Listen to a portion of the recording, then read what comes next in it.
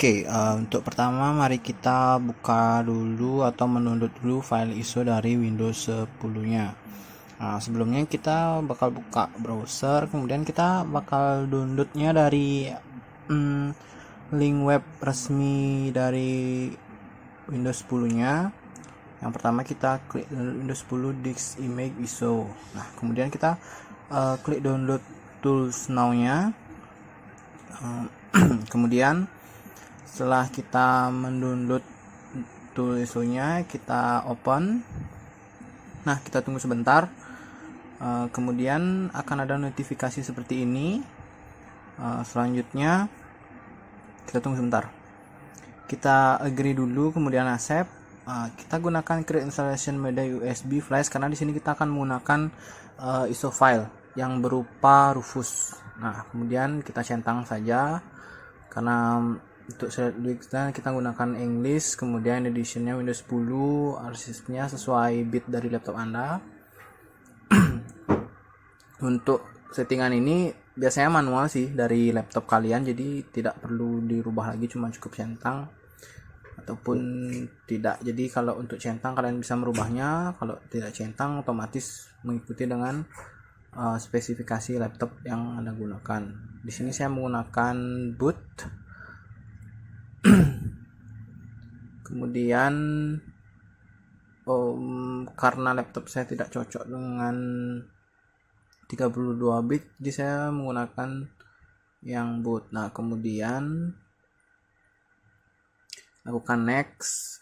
Nah, langsung kita choose which media. Nah, di sini kita tidak perlu burning, tapi potensi filenya bakal korup. Jadi ukuran filenya tuh bisa jadi lebih besar ataupun tidak lengkap. Nah, kemudian untuk kelebihannya kita tidak memerlukan Rufus ataupun media penyambung lainnya, jadi kita tinggal next saja. Tapi untuk penggunaan ini kita pastikan sih koneksi internetnya lancar, kemudian dari segi kestabilan dan berbagai macamnya harus oke sih, jadi biar nggak kita ada error-error atau nanti masalah lah. Nah, sementara ISO filenya di sini memang lebih sedikit korupnya, cuman kita harus menginstal Rufus lagi. Nah, di sini saya menyimpannya di desktop, kemudian saya menggunakan nama Windows 10.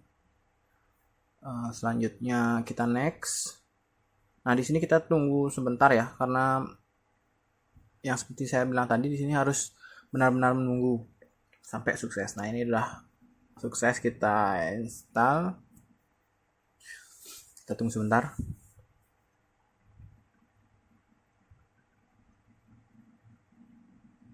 Kemudian kita open file yang tadi.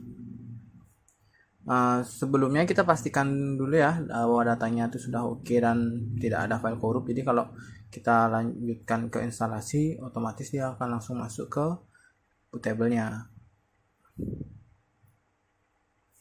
Oke, ditunggu sebentar, masih agak loading. Kita tunggu sebentar.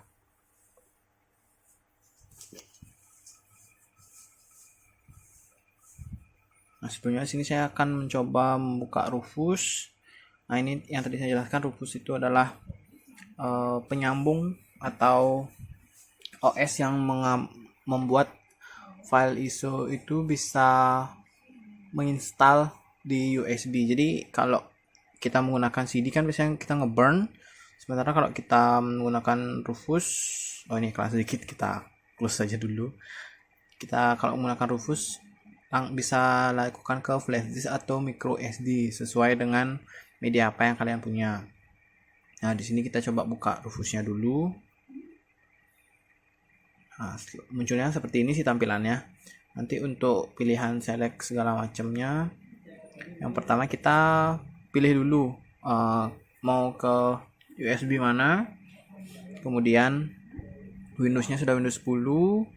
Setelah itu image optionnya sudah ke setting. Nah, di sini kita ada GPT dan MBR. Nah, untuk settingan ini kalau nggak salah tergantung dari sistem laptopnya sih. Jadi kita coba buka dulu.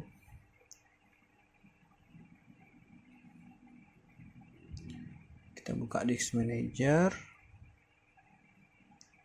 Nah, kita lihat local disk. Ini adalah penyimpanan nanti yang bakal kita gunakan untuk instalasinya. Jadi salah satu file ini bakal kita hapus ya. Kita klik kanan ke properties dulu. Kemudian kita cek volumes. Nah, di sini ini settingan GPT. Jadi kita harus menggunakan GPT pada settingan Rufusnya. Ini pentingnya untuk selalu mengecek tipenya ya. Kenapa GPT dan MMR? Karena jika kalau salah kita ngerufus otomatis filenya bakal korup. Jadi dia nggak mau bagus hasilnya. Nah, kita tunggu sebentar. Selanjutnya kita ke bagian, nah ini jangan lupa dirubah ya biar nggak lupa.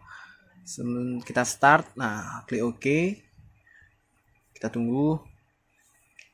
Nah, untuk tadi sih penjelasan yang saya sedikit jelaskan kenapa kita lebih memilih pakai Rufus, karena file korupnya memang lebih sedikit, sementara yang kita gunakan tadi kita harus memiliki ya jaringan yang bagus. Oke, di sini sudah berhasil melakukan burning lewat Rufus menggunakan USB. Selanjutnya kita ke bagian sebentar.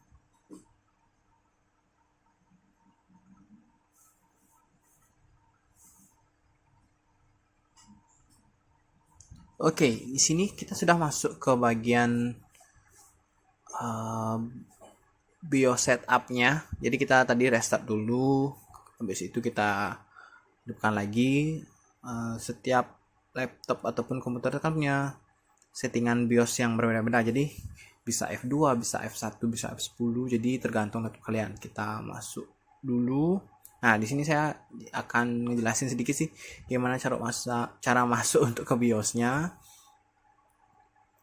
Kemudian sebentar.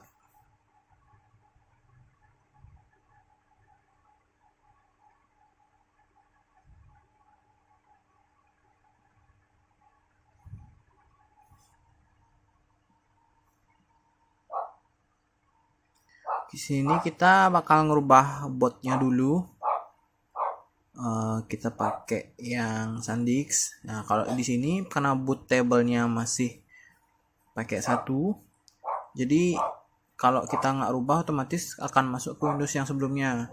Nah, untuk GPT dan MBR tadi tipenya SanDisk sama SanDisk yang biasa. Jadi kalau kita mau install kita pakai yang SanDisknya yang GPT, bukan yang SanDisk UEFI.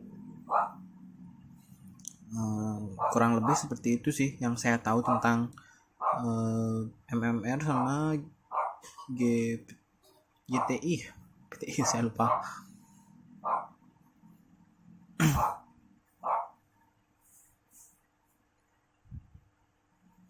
Kita rubah biar bot pertamanya SanDisk, jadi yang dibaca nanti tuh Windows 10 yang sudah kita Rufus. Kemudian kita save, yes. Setelah itu kita masuk. Nah, ini permintaan masuk ke Windows Boot Manager-nya. Jadi tadi kan kita menggunakan Rufus, kita suruh milih nih Windows mana yang bakal kita running.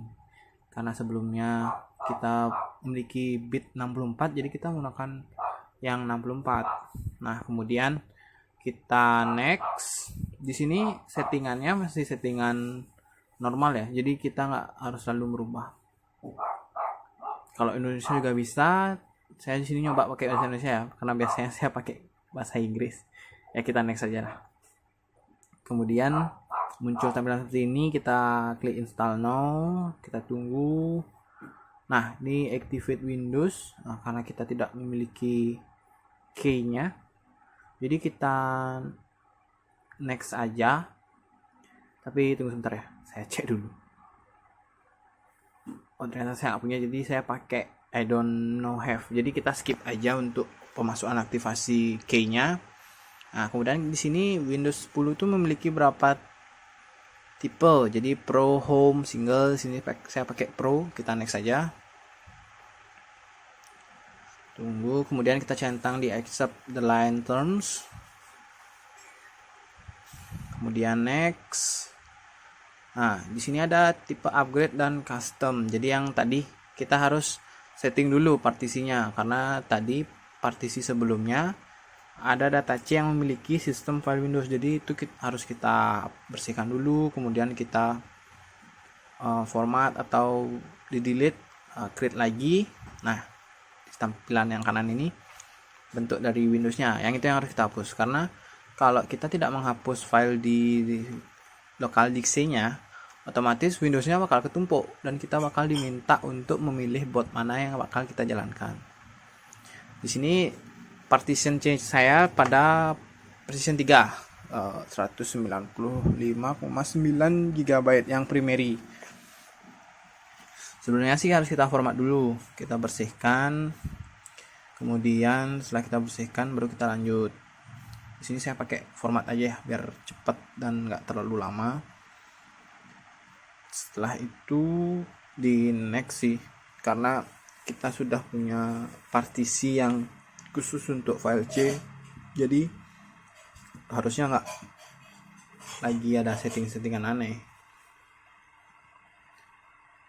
Kalau ini bentuk partition yang benar-benar masih kosong, jadi kita belum klik kanan ataupun apa. Nanti saya coba hapus, kemudian saya buat new lagi. Jadi kalau teman-teman installnya baru sekali, partisi yang terlihat seperti ini. Jadi masih satu partisi, belum bisa di delete, belum bisa di format, jadi kita harus new dulu. Untuk yang tadi kita install ulang dari Windows yang sudah terinstall. Nah, di sini kita new, kemudian kita atur lah berapa size untuk partisi yang bakal kita gunakan.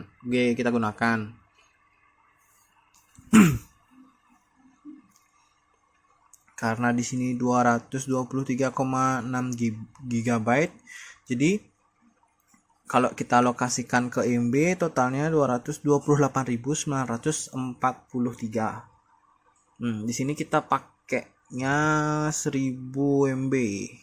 Jadi otomatis hitungannya 100 GB kalau nggak salah ya.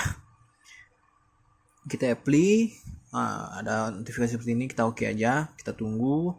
Nah, setelah itu partisinya bakal dibagi. Kemudian ada 4 partisi. Jadi kalau Windows 10 itu membagi partisinya jadi 4. Yang 1, 2, 3 dan terakhir unallocate space. Nah, di sini kita pakai di partition C-nya, partition 3-nya untuk installnya. Kemudian partisi 1 dan 2 ini gak bakal bisa kita pakai karena cuma 100 sama 16 MB. Nah, kemudian kalau dari unallocated space ini sebenarnya akan menjadi data D dari Windows yang kita gunakan. Sebelumnya kita harus new dulu karena di sini partisinya belum aktif ya, kalau kata kasarnya, jadi belum bisa dipakai, jadi cuman sebatas ada, cuman tidak bisa digunakan oleh sistem. Kita langsung apply karena di sini sudah langsung terlihat. Nah, kemudian ada 2 primary.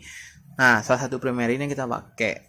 Di sini saya kalau nggak salah sih pakai primary 3 ya. Misalnya karena primary 3 nggak terlalu besar. Sini kita kalau dilihat bakal ngulang lagi dari awal. Sebentar.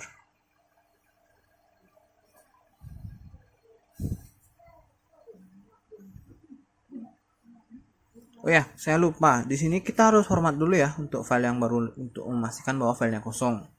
Setelah itu, saya pakai partition 3, kemudian saya next. Di sini kita tunggu, time skipnya lumayan lama.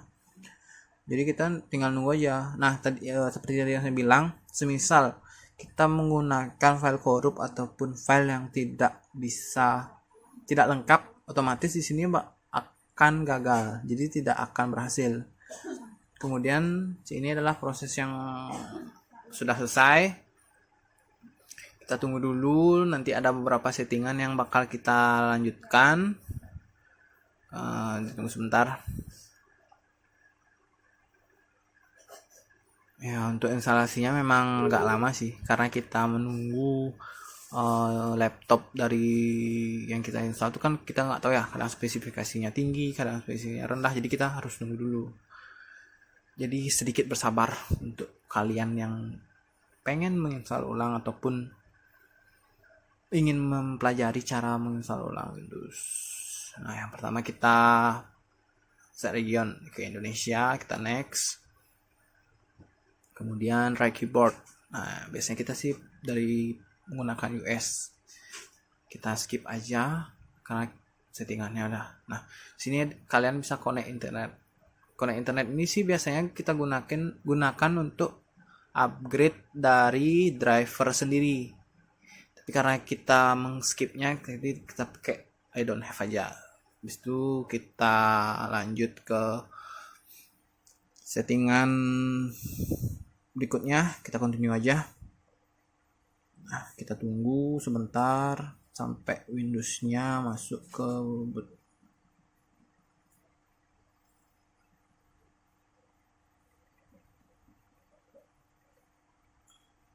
tunggu sebentar. Nah, di sini kita pakai ya nama pada user PC. Jadi saya pakai level up ID karena sebelumnya permintaan dari klien saya, tapi klien saya tidak ingin menggunakan password, jadi saya cuma menggunakan ID aja. Dan kita next, ini kita accept aja karena otomatis terisi. Oke, ini adalah tampilan awal kalau kalian sudah berhasil menginstal Windows 10. Jadi kita diberikan sedikit pemberitahuan, jadi jangan dimatikan dulu laptopnya. Welcome di Windows 10. Kemudian apa sih yang Windows 10 berikan kepada kita? Nah, ini adalah tampilan awalnya.